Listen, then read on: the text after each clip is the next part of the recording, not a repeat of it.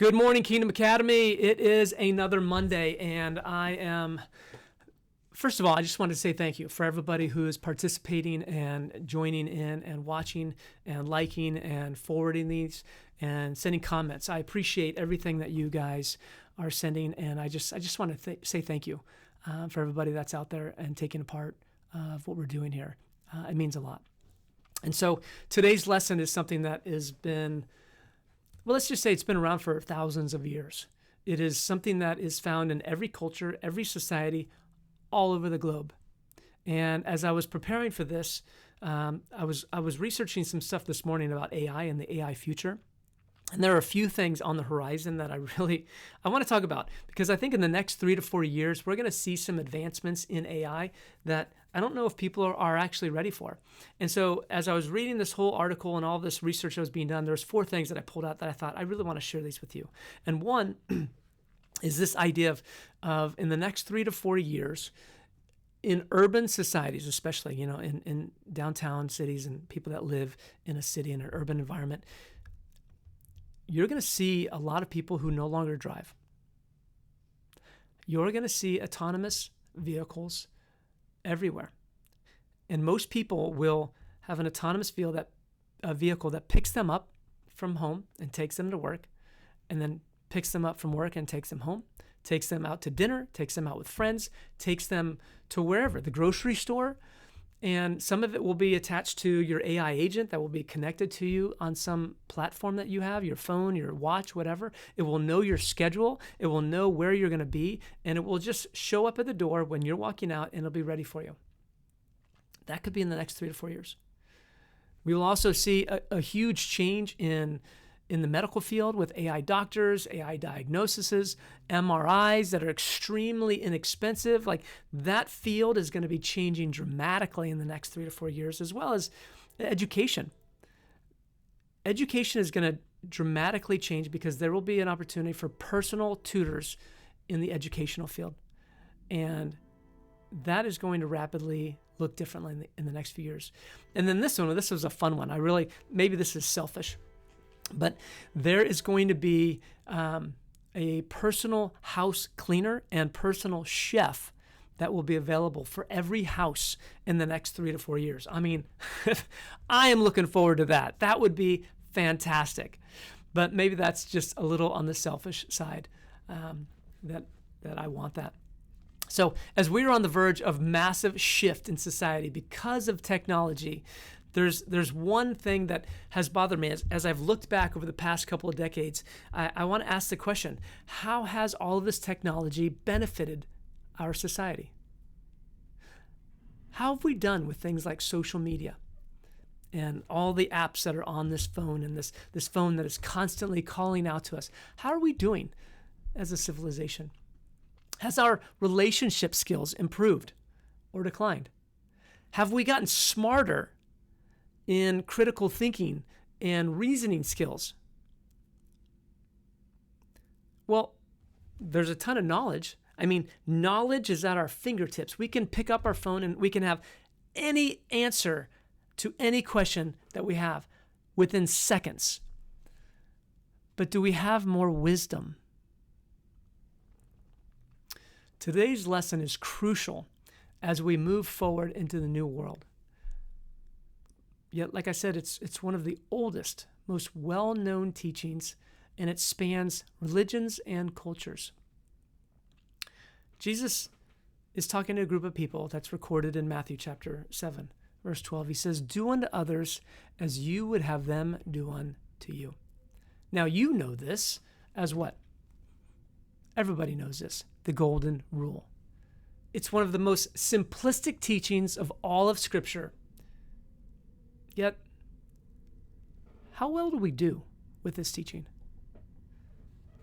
Now, my wife is a teacher, and she has taught our children, and she has taught many children this simple idea, but she says it a different way. She says, treat people the way you want to be treated. Very simple. Treat people the way you want to be treated. Now, as I've studied this, I've realized there's 2 parts to this statement. First, how do you want to be treated? I've studied many different aspects of this, and there's an actual older statement that is the negative aspect of this treat people the way you want to be treated statement. It's the reverse opposite. It's the negative side, which says, don't do to others what you wouldn't want them to do to you. Don't do to them. So in other words, do you want someone to lie to you? Do you want your spouse, your significant other to lie to you about where they've been or what they were doing? As a business owner, would you want someone to steal from you? Or just in general, do you want people to be rude to you? Well, if not, then don't lie. Don't steal. Don't be a rude person. Simple, right? The positive side, treat people the way you want to be treated. Then is, do you want forgiveness when you blow it? Do you want grace? Do you want kindness? Do you want generosity? The easy answer is, well, then extend grace. Extend kindness. Extend generosity to others. The easy answer, I say, is because if it were that easy, why don't more people do this? Now, as a pastor, I've had the opportunity to perform many funerals. And what has shocked me is the vast difference between some of these funerals. I mean, I've had some funerals where I show up and as the pastor, I really don't have to do a whole lot. I mean, I have family and coworkers and friends and neighbors show up and they're just pouring out stories about this person who was just been lost and the life that was impacted on them, the patience that they had from them, the generosity, the encouraging words that there was always there, the love that they shared for these people. I mean, it has been inspiring to go to some of these funerals. And I only have to say a few things. I'm just kind of orchestrating and facilitating. But then I've been to some funerals where the family would come up to me and they would say, hey, we really don't have much to say. We really don't have anything to say. Can you just say what you're, as the pastor, what you're supposed to do? Okay.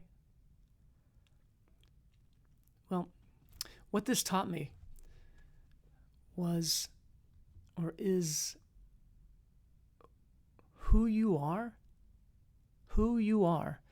is what people talk about when you are gone. And it's never about what you owned or the titles that you had or the amount of money that you accumulated. It's always about the person you were, the traits that people talk about. Those traits, another word for that is character. And here's what I've learned about character. Character is built. It's developed. It's worked on. It's a muscle. You see, the ability to treat someone the way you want to be treated matters most when they don't deserve it. I mean, think about it. It's easy to treat someone the way you want to be treated when they're good, when they're nice, when they deserve it.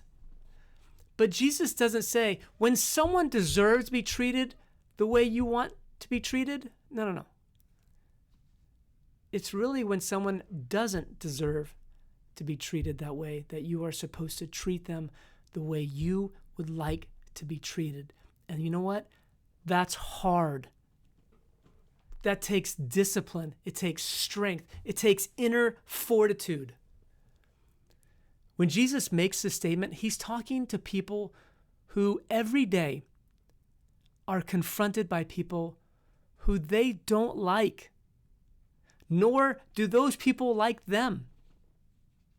Jesus is talking to people who every day they see Roman soldiers who oppress them, who take advantage of them, and treat them as less than human. And Jesus says, treat them as you would like to be treated. Show your strength, your discipline. Be the person they don't expect you to be. This is what stands out. This is what gets noticed. This is what creates change. This is inner strength. So like Gatorade says or asks, is it in you? Is it in you? Can you be the person they don't expect you to be? That's my question today. I'll leave you with that. Is it in you? This is Matt signing off. May the Lord bless you and keep you. May He shine His face upon you, and may He give you peace. You guys have a great week, and I'll see you next Monday.